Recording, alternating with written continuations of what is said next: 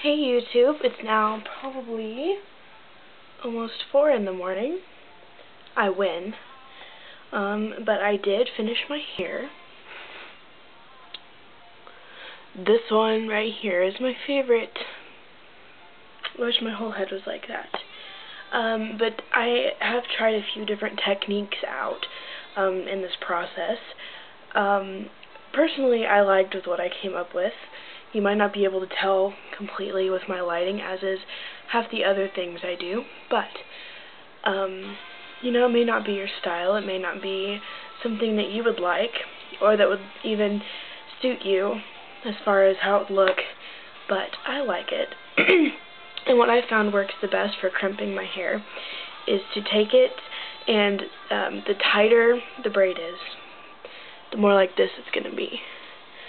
Okay, so the more spiral curls you're going to get. If you spray it with water, let it dry, spray it with water, let it dry. That works really well. The longer you leave them in, obviously, the more they're going to stay, and the crimpier they're going to be. What I did before I took them out was I used Garnier Fructis, whatever, Brilliant Shine Wet Shine Gel, and I just took a little bit, like a dime to quarter size.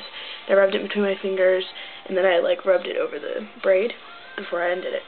And it's still kind of sticky from there, so I'm going to use my hand sanitizer. But I call it a success. I'm probably going to do it again before I go to school, because I want it to be a little bit more like this all over. But I hope you guys enjoyed. My pictures will be up on my blog, so check those out, and I will see you guys later with some more makeup looks.